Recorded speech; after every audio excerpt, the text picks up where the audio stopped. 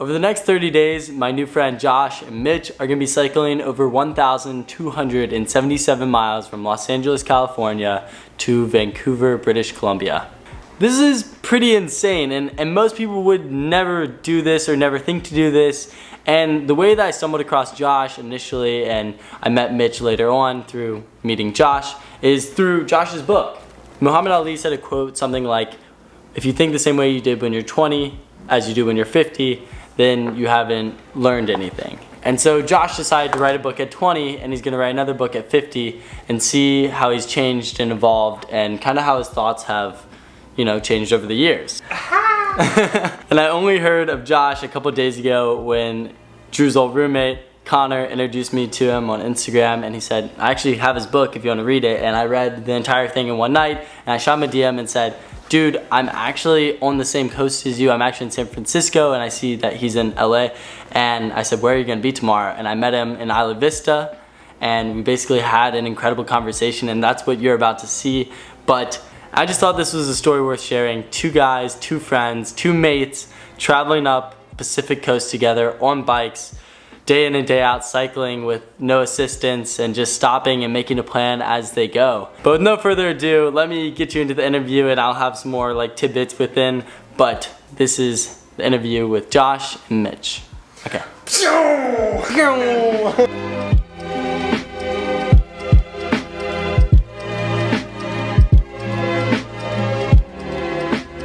Am I doing an intro? I want you to intro yourself. Alright. Hello. I'm Josh Larnott, 24 years old, from Adelaide, South Australia, riding from LA to Vancouver with my mate, Mitch. Howdy, I'm Mitch Booker, also 24, also from Adelaide. So like, what inspired you guys to do this? What inspired it is, so we booked to go to Hawaii for 6 weeks.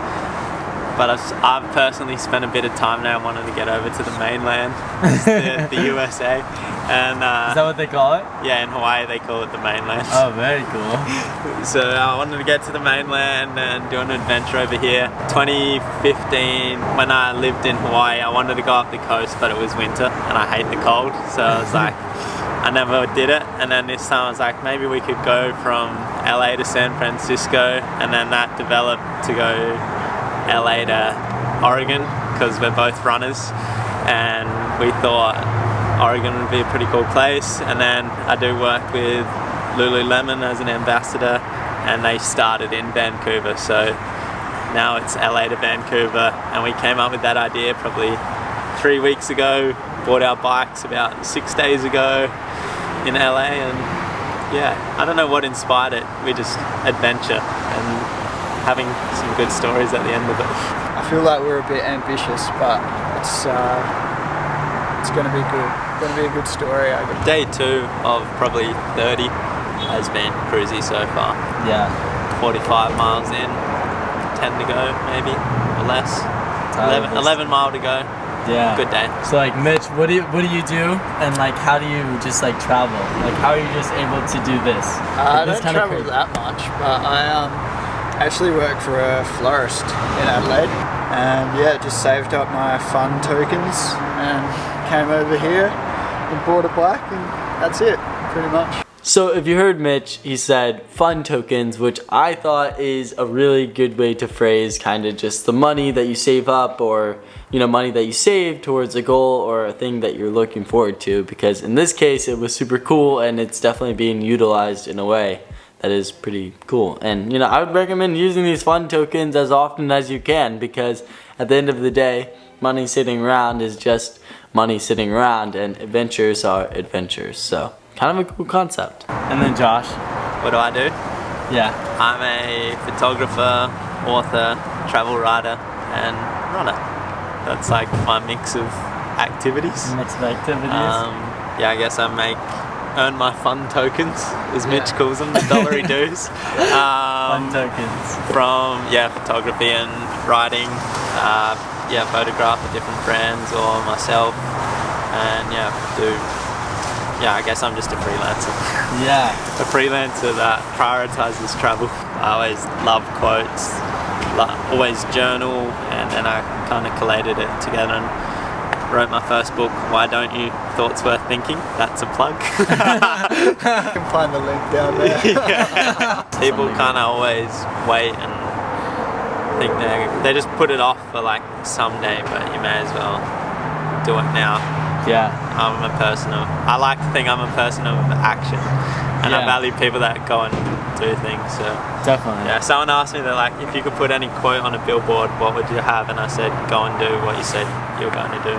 So Josh is saying that like nothing happens if you don't take action, and I cannot agree more with this. This is something that like has definitely deeply impacted what I do every day, because I realize just like thinking about things is just thinking about things, and when you make things happen, things happen. You're never gonna get anywhere if you don't start making those first steps. Action is everything. Here we are, cycling to Vancouver. Cool. Yeah, exactly. How do you think you guys become somebody of action? Like, how do you kind of like take a step out and like take a risk like this, you know? Because I think to some it's just degree there's because a of risk. the people I surround myself with. My friend Samantha Gash ran across India, and then my mate Jackson, like we travel together all the time, and when you're just around people that are doing stuff, it's just like, that's all your head's filled with, is these kind of ideas, grand ideas. Surrounding yourself with like-minded people, I think, is the key to it. Yeah, really. I guess just a lot of my friends are doing crazy stuff, so You have to hold up to it. yeah. Eventually, I guess I'll do that too, you know. Yeah, you like the definitely. five people you're around most. Honestly, what he just said is really reminiscent in my mind of a quote that I heard Tim Ferriss say, which is, you are the average of the 5 people you surround yourself with most. And so I guess in terms of running, like if you're running with the slowest people on your team, you probably aren't going to be getting faster. But if you're running with the fastest people on your team and you're kind of struggling to keep up, you're probably going to be pushed to be faster. How do you find good people? I don't really have a method. I think it's just, if you're acting with pure intentions and genuine, you're just gonna attract the right people. You're gonna be around the people you need to be, or in the place you need to be. Putting yourself out there as well. Yeah. If you say you're gonna do something, the world will revolve. Like, what would you guys say to like people that like are thinking about doing something crazy like this, or like if they are in high school and maybe they... I think crazy looks different to everybody. You just have, whatever's crazy to you, start by trying to do that, and then that comes in you normal, and then you just build and build and build. That's kind of how I view it. Or otherwise, just think of something crazy and go like 10 times bigger. And have a crack at that. But also not being afraid to be out of your comfort zone, I think is a very important thing. Josh and I aren't cyclists at all. Yeah, even though you guys may look like it. Yeah, we look like it, but that's just from running. But yeah, being able to give new things a go, to have a crack, have a dip. Have a dip. Yeah, that's it.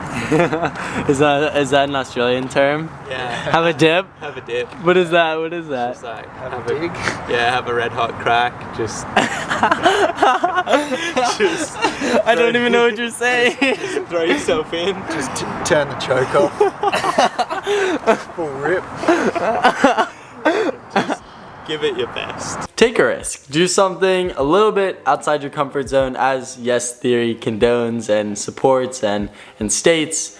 I mean, really, you are growing the most when you are outside your comfort zone, and you're learning new things about yourself and other people and the place that you are. It's just really cool to kind of step outside your comfort zone. But now it's time to hear about their tattoos, because I think this is really interesting, and each one of them has a really cool story behind it, whether just funny or actually really meaningful, and I feel like pretty deep. First one is No Bad Days. No bad days. No bad days. That one, just when I was working in Sydney, my mate and I was working like a 60-hour week, but got a smoothie bowl every day this week in the middle of winter. And there was just no bad days that week. And the idea of that one was just like, if you do have a bad day, it's never a fully bad day. Like there's always something in it. Something to take from it, yeah, definitely. Then I have Why Not, which is kind of self-explanatory. Like just go and have a dip, have a crack. Why not? It's uncommon. Be uncommon amongst uncommon people. That one's a rocket, because I want to go to space. That one's a little world, because my sister drew that. It's a very abstract version of the world, but we got that one together. So I've got this sausage dog. Oh wow. Just because I used to have a sausage dog named Lucy, and she was really fat. She was, but... In memory of your dog? Yeah. And then I've just got this rose here. No real meaning behind that, I just thought it was sick. We got a shark there. It's called Lenny. Lenny? You should get one on Last the other one. side. Run. Carl. Run. I think that's all of them. And that's after your first ultra? Ultra marathon, yeah. Across Bali. So I hope you enjoyed this conversation, and if you want more conversations like this and more incredible people to come on the channel, let me know in the comments down below. Drop a like if you really enjoyed, and I guess subscribe if you want to see more of this stuff. But this was really fun, and I hope you enjoyed. So as usual, live happy and be healthy. Bye.